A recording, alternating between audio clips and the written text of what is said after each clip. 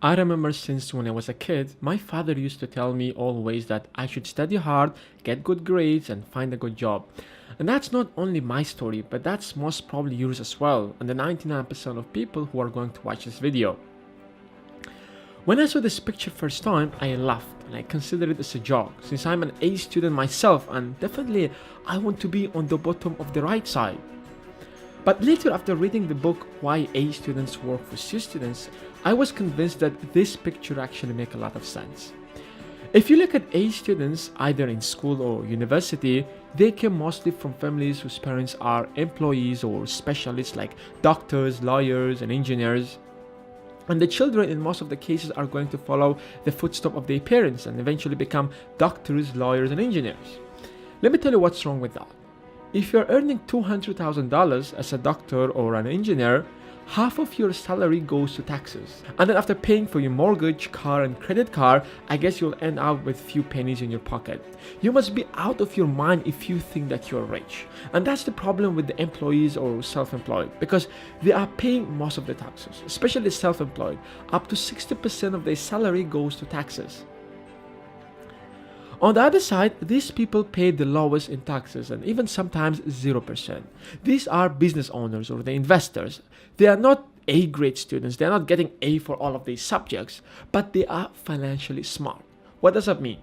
Now, forget what you have been taught in your accounting classes. We are going to redefine the basics with the perspective of the rich people. Asset is anything that puts money in your pocket, and liability is anything that takes money out of your pocket.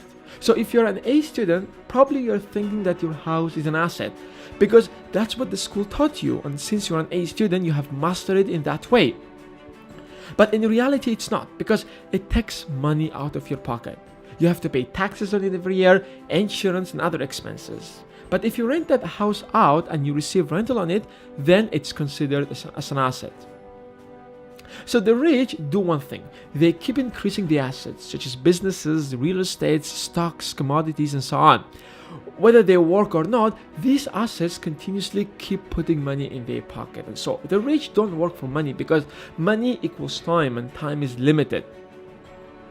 But the middle class, they have these high-paying jobs as doctors, lawyers, and engineers, and that's their only source of income, and then they have all of these liabilities that they think are assets, which makes them look rich, but once they stop working, they go bankrupt.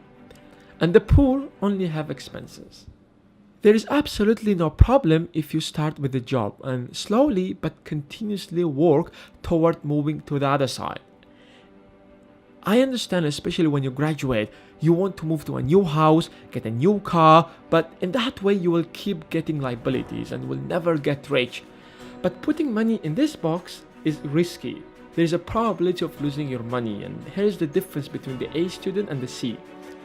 The A students are not used to fail. For them, if they're going to get B+, that's kind of the end of the world. That's why they have no idea how to deal with failure. And because 9 out of 10 businesses fail, they are afraid to give it a shot. That's why they will keep acquiring liabilities by getting a safe and a secure job in a company that's built by a C student who failed many times before building this successful business.